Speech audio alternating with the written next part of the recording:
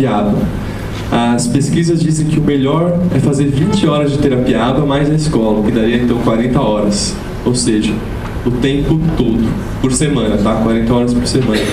No Brasil, a gente tem poucas crianças, poucos adolescentes que trabalham nesse ritmo tão intensivo. Geralmente, as crianças fazem de fato de 6 a 15 horas de terapia-aba mais a escola. Funciona legal, mas quanto mais melhor. Quanto mais melhor. A Temple Grandin, eu acho, todo mundo sabe quem é a Temple Grandin? É uma autista famosa, já tem doutorado. Saiu um filme sobre ela recentemente, que é muito legal.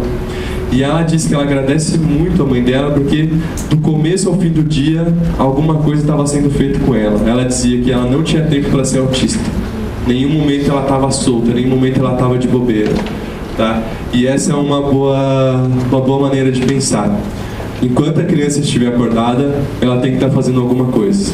Se você deixa a criança autista de bobeira, geralmente o que ela faz é estereotipia ou algum outro comportamento inadequado. Então, o tempo todo de intervenção. Não precisa ser terapia-aba o tempo todo, mas o tempo todo ela tem que fazer algo adequado. Brinca, vê TV direitinho, que seja, usa o computador direitinho, usa o carrinho direitinho, o pai pega e brinca com ela, a mãe pega e brinca com ela. O tempo todo, se possível, ela tem que estar sendo trabalhada. Na terapia-aba também a gente sempre faz mudanças muito abrangentes no ambiente da criança. Então, além das estratégias de ensino em si, geralmente a gente modifica ou a gente tenta modificar todos os passos do cotidiano da criança. Então, desde a interação com os pais até como ela se comporta na escola. É uma mudança abrangente e a gente precisa dos pais participativos, a gente precisa que os pais comprem a ideia e sigam o processo direitinho. Quando isso acontece, gente, é fantástico. A gente consegue mudanças muito rápidas. Quando os pais não participam, e pergunte a qualquer profissional, vocês todos são, a maior dificuldade que a gente tem é a participação dos pais. É verdade ou não é verdade? É verdade. Não é? E às vezes você não tem vontade de chacoalhar o pai e falar: caramba, se eu tô fazendo, por que você não tá? É verdade ou não é verdade? Verdade. É verdade. É um problema. Eu digo para alguns pais, eu falo: olha, o principal problema da sua criança é você. Quando você melhorar, a sua criança vai melhorar também. Isso é muito verdade para muitos casos. Tá? Então a gente tem que fazer um trabalho intensivo também com os pais. Só que o que é legal é que quando os pais começam a fazer, ainda que sob pressão do terapeuta, ainda que sob ameaça de tomar uns tapas, quando eles começam a fazer e os resultados aparecem, aí eles começam a fazer naturalmente. Aí eles falam: puxa, não é que é verdade? Então eles mesmos percebem as mudanças nos filhos deles por conta do que eles fizeram. E essa é a maior motivação para eles continuarem. Então, no começo talvez tenha que ser um pouco pegando pelo pescoço mesmo, mas depois que vai em frente é uma maravilha. Eu gosto de dizer que a gente cria um ambiente especial de aprendizagem para a criança. E esse ambiente especial não é um ambiente necessariamente físico, não é um quartinho super legal de trabalho, também. Mas quando eu digo ambiente, a gente prepara as coisas de forma que o aprendizado sempre é valorizado. Isso é criar um ambiente especial, de forma que a cada momento tem uma oportunidade de aprendizado. E toda vez que a criança aprender alguma coisa, ela vai ser valorizada por isso. Então, ambiente especial, eu não estou falando de quarto, estou falando de criar essas condições ótimas para a aprendizagem, tá? Faz parte da mudança abrangente também.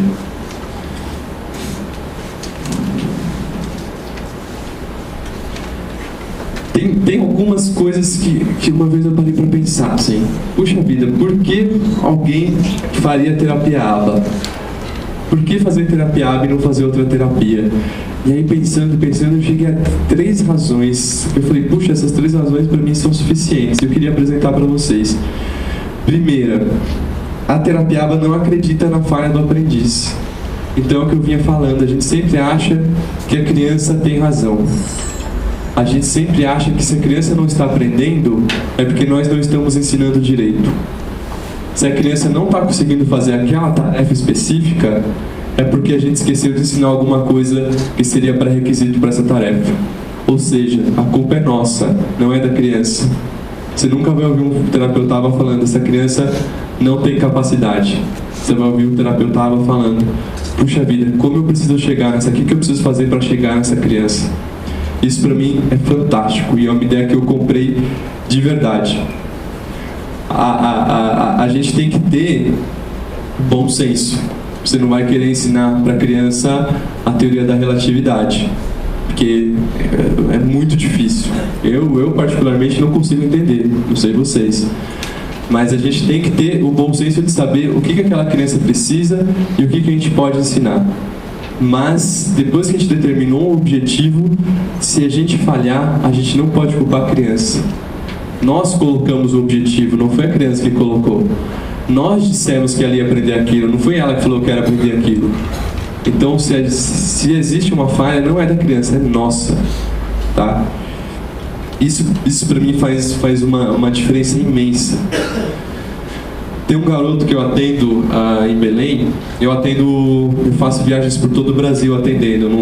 Raramente eu atendo em São Paulo, apesar de morar lá. Onde eu menos atendo é em São Paulo. Então eu tenho uma criança em Belém que ele fazia terapiaba já fazia um tempo, quando eu cheguei lá com uma outra equipe. E ele fazia 3 anos já de terapiaba e não conseguia fazer algumas tarefas muito, muito simples. E os pais não estavam entendendo que aquilo era um problema. Os pais acho que compraram a ideia daquela equipe e acharam que era normal, a criança não está conseguindo fazer aquilo. Mas não era.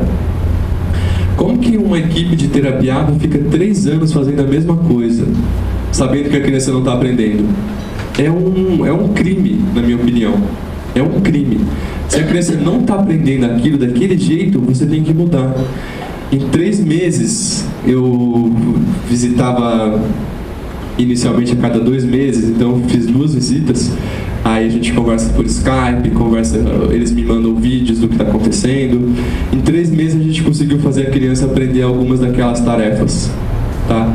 E aí a nova equipe virou heroína, uma equipe mágica para os pais. Porque, puxa vida, demorou tanto para o meu filho fazer e agora em 3 meses ele fez. Só que a gente não acertou na primeira, a gente errou pra caramba também. A gente falou, tá legal, então a gente tem que ensinar isso. Vamos tentar? Vamos tentar. Tentamos 1, tentamos 2, tentamos 3, tentamos 4, tentamos 5. Acho que na 6ª tentativa a gente conseguiu. Imagine se a gente desistisse em alguma dessas. A gente ia condenar a criança para sempre. Olha, se ela não consegue fazer essa coisa básica, desiste. Não, gente, pelo amor de Deus. Nós tentamos, até que a gente conseguiu. Hoje, essa criança, a gente continua com ela, tem outras dificuldades, tem uma habilidade que a gente ainda não conseguiu ensinar. Isso me deixa maluco. Eu fico com a cabeça fervendo. Eu continuo tentando, eu devo estar na 10ª tentativa. Se a criança não aprende daquele jeito, eu tento outro. Se não aprende daquele jeito, eu vou lá na literatura. O que tem, né, nessa área que eu posso usar? O que eu posso fazer a partir do conhecimento científico? E a gente vai conseguir, é só questão de tempo.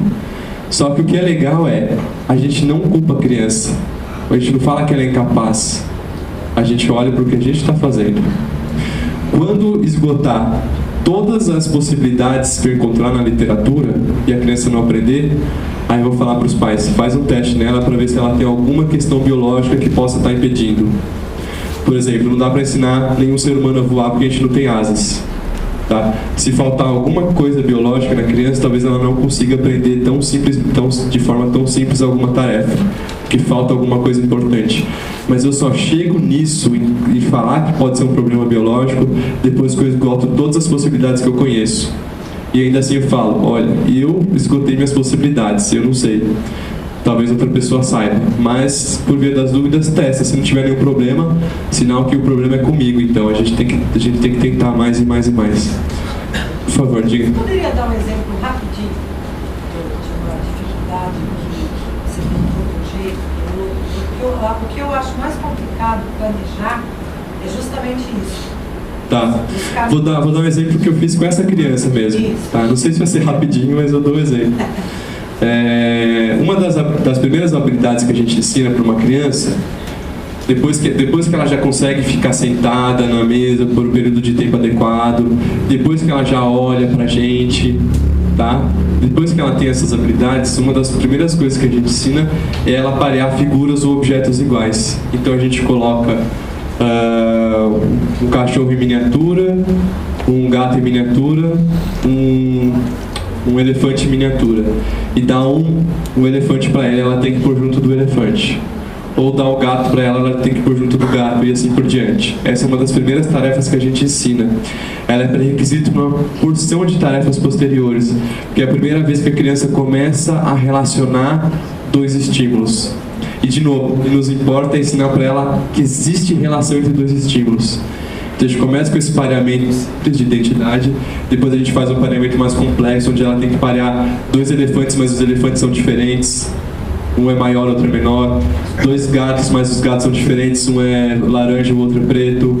Dois cachorros, mas um é Doberman, o outro é Poodle, e assim por diante. Depois a gente ensina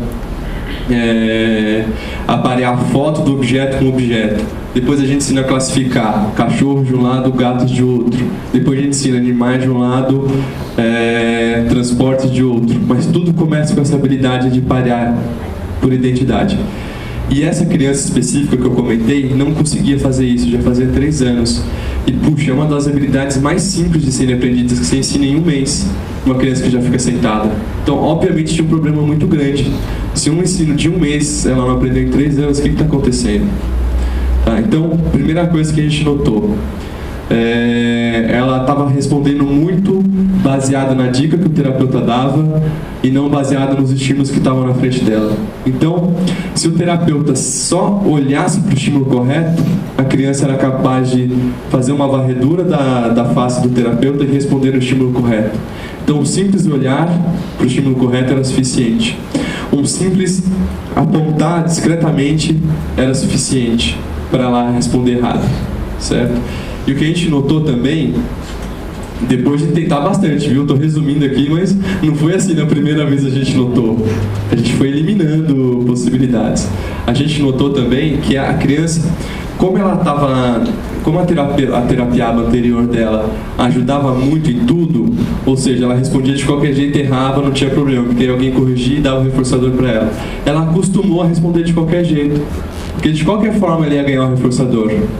De qualquer forma, ela ia conseguir o prêmio, fazendo direito ou não. Então a gente percebeu essas duas coisas. E a gente começou a mudar.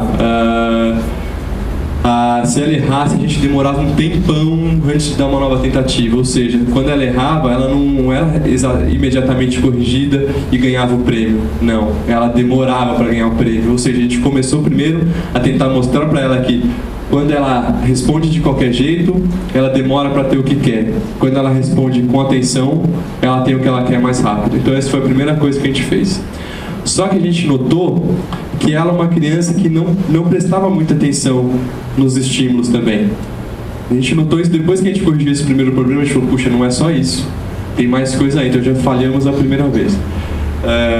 A gente notou que ela não prestava atenção nos estímulos. A gente pegava algo que ela gostava muito e colocava na frente dela, por exemplo, uma bala, uma criança que adorava bala, e mexia a bala na frente dela, ela não era capaz de acompanhar a bala, ou seja, ela não mantinha atenção. Como que ela ia conseguir olhar adequadamente para os estímulos? Então a gente começou um treino de fazer com que ela prestasse atenção no objeto.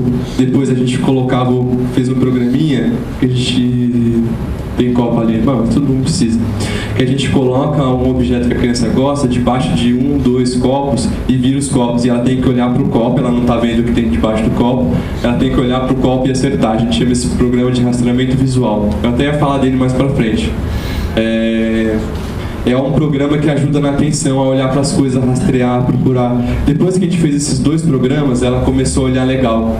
A gente, puxa, bacana, temos mais um pré-requisito para fazer essa tarefa. Não foi o suficiente ainda. A gente pirou, caramba, ainda não foi o suficiente, o que mais a gente precisa? A gente notou que ela tinha talvez dificuldade para diferenciar os estímulos, porque eles estavam muito perto um do outro. Então a gente começou a colocar os estímulos de forma bem longa. Não adiantou, ela continuou errando.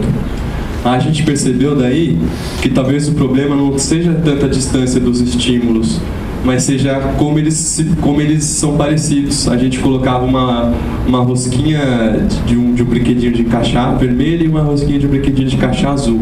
Por isso a gente mudar isso, a gente começou a colocar coisas bem diferentes. uma vaquinha em miniatura e uma dessas rosquinhas. Quando a gente fez isso, pum, ela pareou pela primeira vez sem ajuda. A gente, nossa, talvez seja esse o esquema. E a gente ensinou para ela a vaquinha e a rosquinha. Quando ela aprendeu, a gente colocou duas coisas diferentes. Puf, ela aprendeu rapidinho. A gente falou, opa, é isso. Daí a gente colocou mais dois estímulos bem diferentes. Puf, aprendeu imediatamente, não precisou nem de treino. Ela começou a sacar o que ela tinha que fazer. Aí a gente começou a colocar coisas mais parecidas. A gente colocava uma rosquinha vermelha e um outro objeto vermelho. Puf, pareou. Aí a gente começou a colocar um objeto e uma figura. Depois duas figuras, depois fotos. E hoje ela faz todos os tipos de pareamento. Mas foi uma história longa de a gente falando, ela falta para requisito, falta para requisito, falta para requisito, até que a gente conseguiu. Só que a gente está com dificuldade com a habilidade de auditivo visual, que é você conseguir identificar uma figura depois que você fala o nome dela. Então,